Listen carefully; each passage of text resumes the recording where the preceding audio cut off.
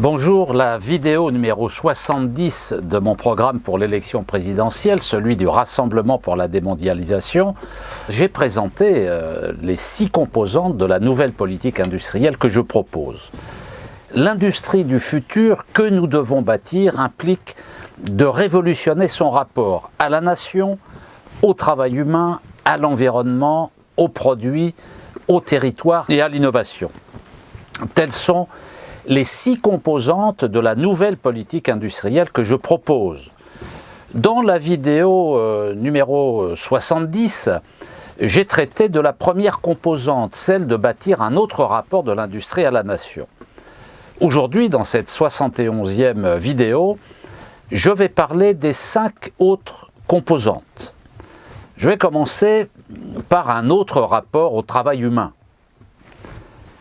Il est temps de rompre définitivement avec l'industrie telle qu'elle était du temps de Germinal ou des temps modernes, celle qui condamne les hommes, les femmes et même les enfants à un travail pénible et précaire, qui empoisonne la nature et parfois les consommateurs. Nous ne voulons plus de cette production de masse, de produits standardisés pour une consommation uniforme à l'échelle planétaire. Nous voulons libérer l'ouvrier des tâches pénibles, revoir l'interface homme-machine. Nous contestons le travail à la chaîne ou aux pièces, la monotonie, le poids de la hiérarchie. Le travail en miettes ultra spécialisé, la militarisation des usines ne sont pas consubstantiels à l'industrie. Le modèle de rationalisation du travail industriel s'est développé en partant des États-Unis au début du XXe siècle avec Taylor et Fayol en France.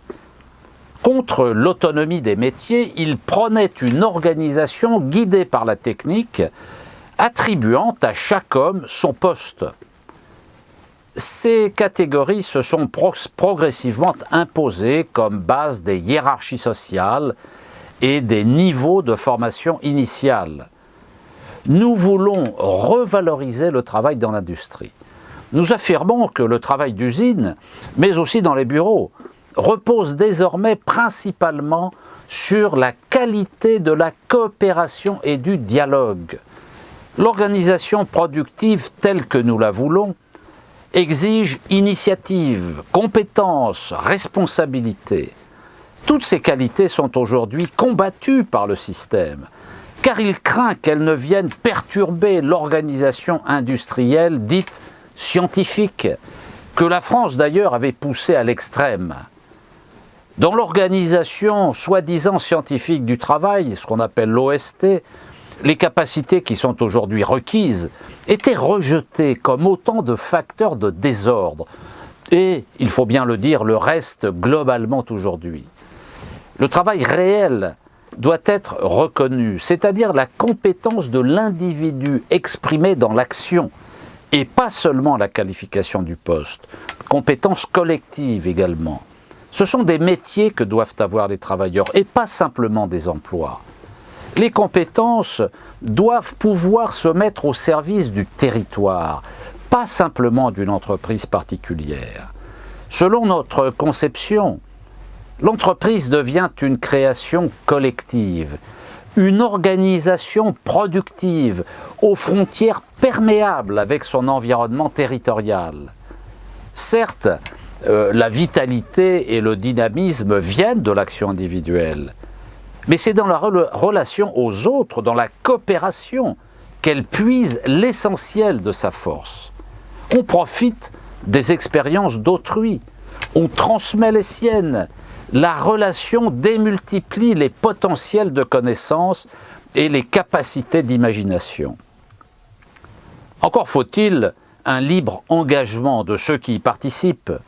Les organisations productives doivent proposer des postes qui donnent envie de s'engager sur un projet collectif auquel on adhère, offrant la possibilité d'acquérir de nouvelles compétences et des opportunités d'évolution. répondre aux besoins de la population et de tout le territoire, plutôt qu'à la soif de profit d'un patron cupide, est autrement plus enthousiasmant.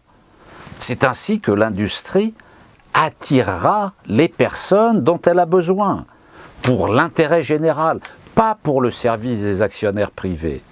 Dans le même temps, les organisations productives doivent offrir un avenir aux détenteurs de qualifications faibles et moyennes. L'observation de l'évolution des territoires montre qu'il y a polarisation des qualifications aux extrêmes. Dès lors, on laisse des territoires entiers et des groupes sociaux périphériques s'enfoncer dans l'impasse et le désespoir. Tel est le résultat calamiteux des politiques d'attractivité des territoires organisées par les réformes euro-territoriales comme la loi NOTRe, nouvelle organisation territoriale de la République, dont les dégâts annoncés imposent l'abrogation urgente. Il faut reprendre la réduction du temps de travail et aller rapidement vers les 32 heures par semaine en 4 jours, sans perte de salaire. Un tel objectif est cohérent avec tout ce qui vient d'être dit. Un fonds national de péréquation des salaires et la mise en place de groupements d'employeurs permettront aux petites et moyennes entreprises, commerçants, artisans, agriculteurs et professions libérales ayant des salariés, de faire face sans difficulté à la RTT. Comme ils ne peuvent tous payer entièrement le maintien du salaire avec moins de travail, du fait de faibles gains de productivité, le maintien du salaire sera pris en charge par le fonds de péréquation. Des droits nouveaux devront être accordés aux salariés, aux syndicats et aux comités d'entreprise. Tout ceci devra être organisé à l'échelon territorial.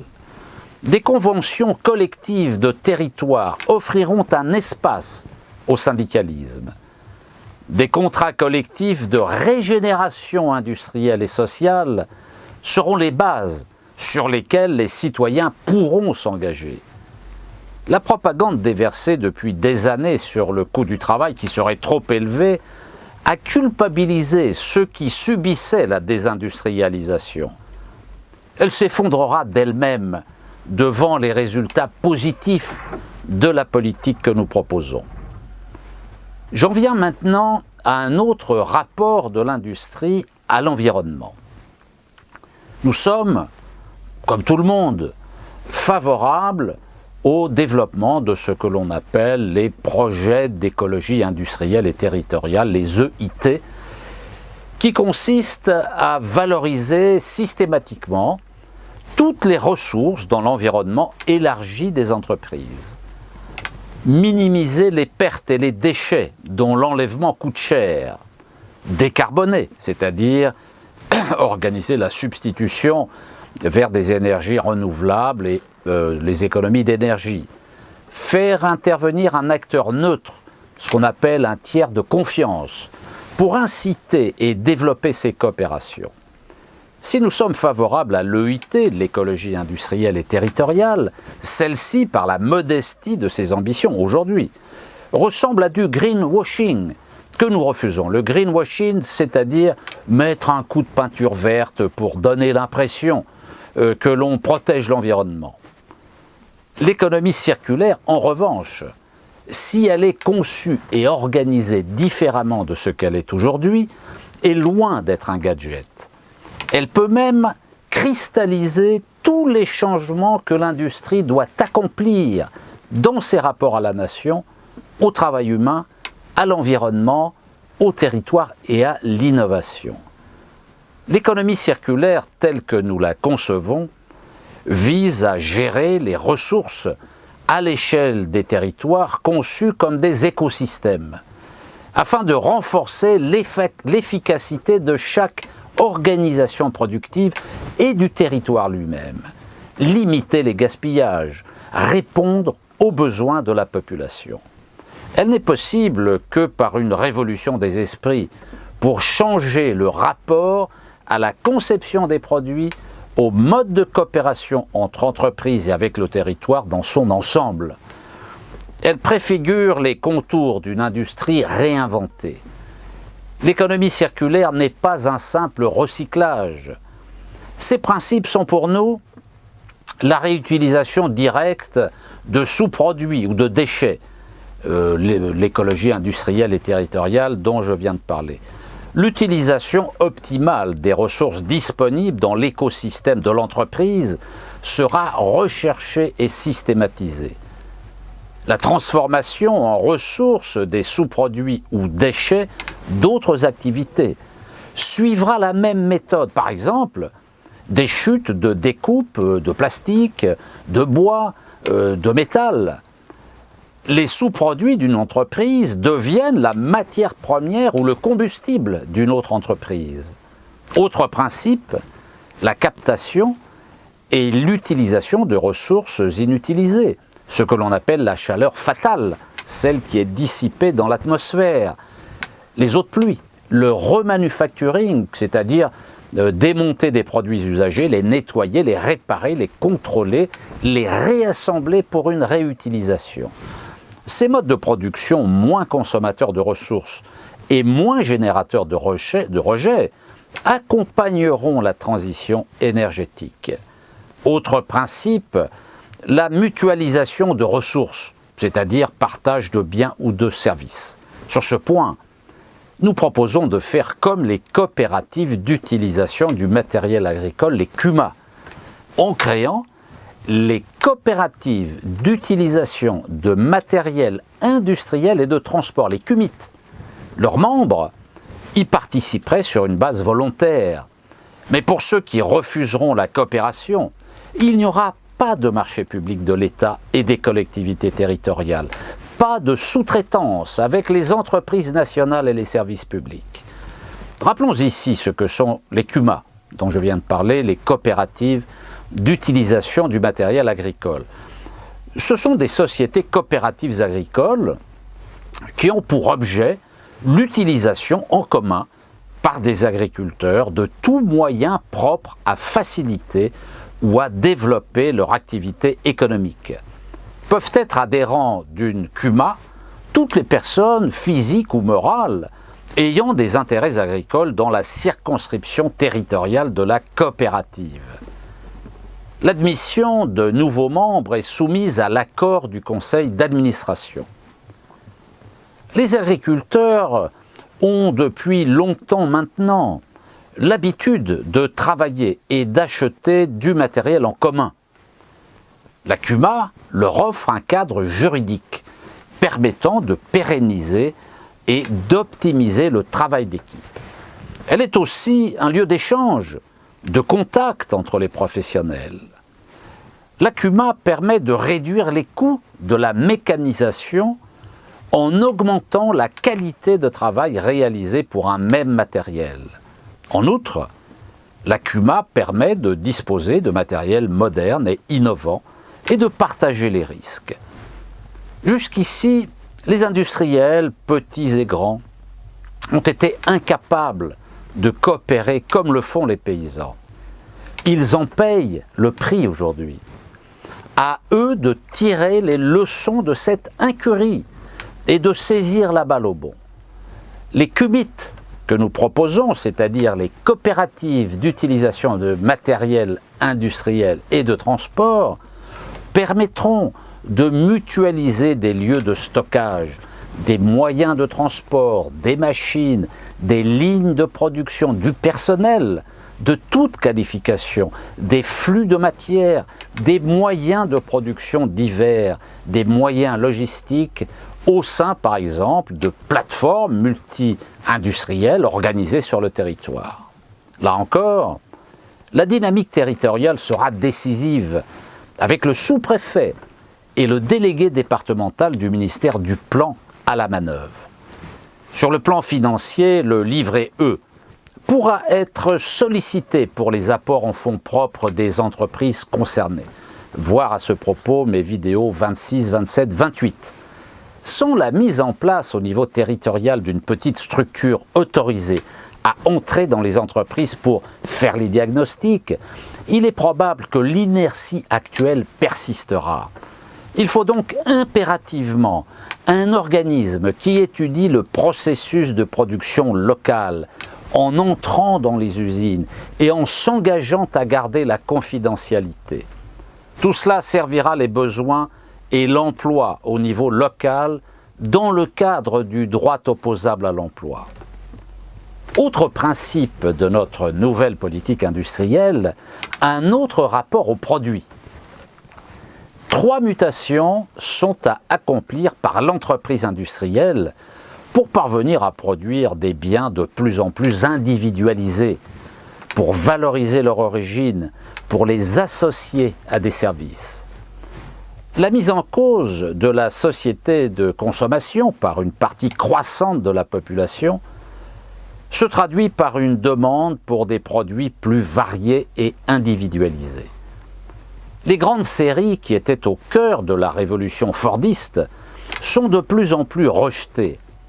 La puissance des nouvelles technologies du numérique permettra, plus vite qu'on ne le pense généralement, de réaliser le passage à une production de plus en plus individualisée, sans dérapage des coûts de fabrication. Dans cette optique, le big data ne doit pas être vu simplement comme un risque pour l'intimité et les libertés publiques. Il peut être mis au service de cette mutation. Les nouvelles technologies du numérique grignotent en effet progressivement l'industrie traditionnelle en permettant une recomposition complète des lignes de production. La connaissance de l'origine de la production est désormais une demande forte de la population. Elle veut savoir qui a réellement fabriqué le produit, quand, où, comment il a été transporté. Elle veut aussi connaître tous les composants du produit. De quoi est-il fait? D'où viennent les matières premières? Qui a assuré la fabrication? Qui a réalisé l'assemblage, etc. Mieux les produits seront documentés, plus ils se raconteront et davantage ils intéresseront non pas le consommateur, mais le citoyen. La différence entre les deux est énorme. Le consommateur hagard, gobe tout ce qu'on lui met sous le nez. Le citoyen vérifie que le produit est davantage qu'un simple objet, qu'il incorpore en lui tout un processus économique et social vertueux. Selon l'adage, on reconnaît la différence entre un bien et un service par l'effet produit lorsqu'il vous tombe sur le pied.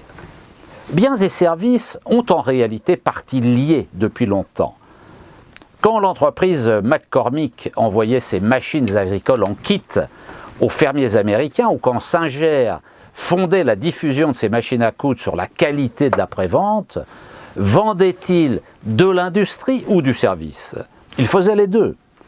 Quand l'industrie automobile accorde elle-même aujourd'hui les crédits aux acheteurs, elle articule aussi produits et services.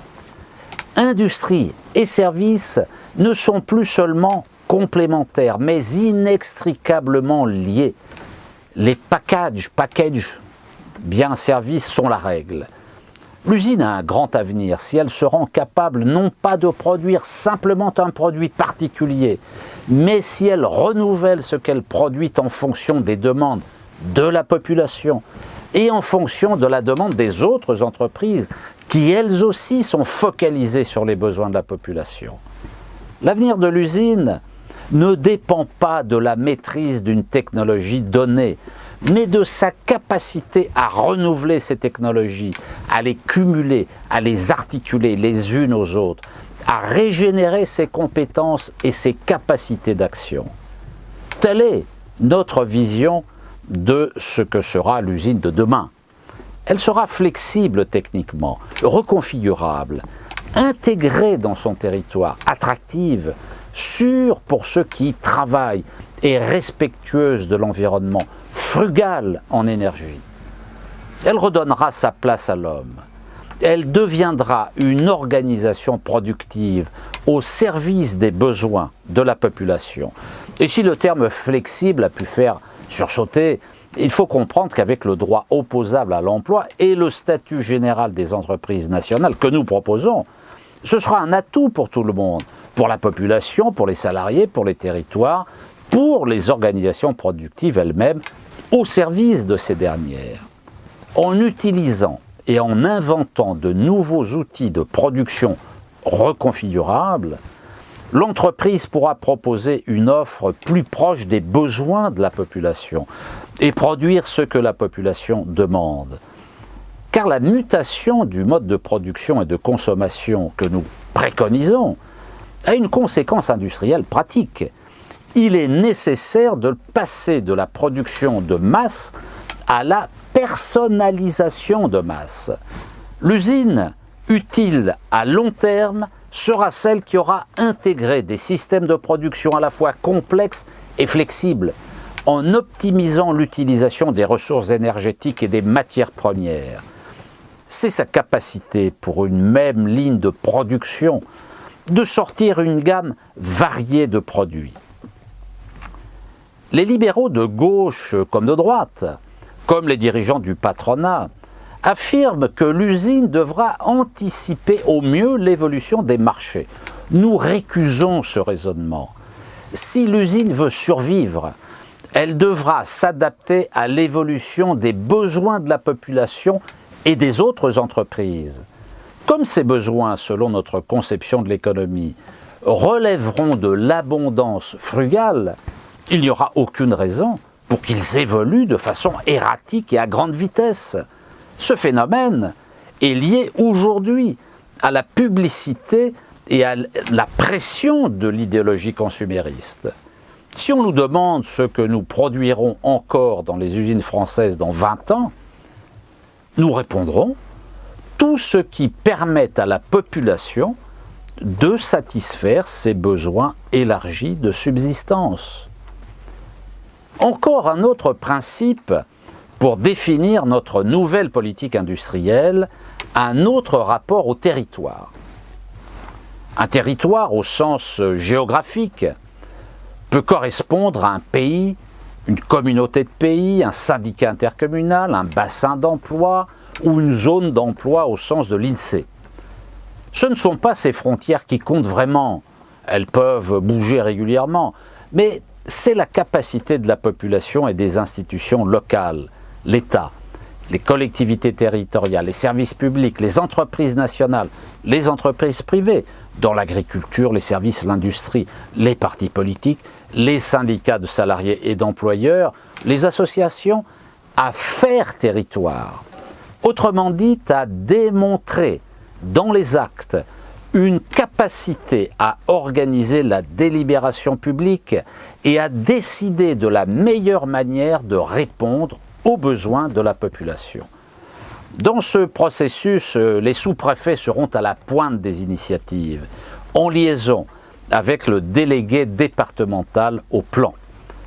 Le but sera d'organiser une économie locale apte à faire ce que l'on attend d'elle, répondre aux besoins de la population, pas des marchés. S'il y a des marchés qui apparaissent, tant mieux, ou tant pis.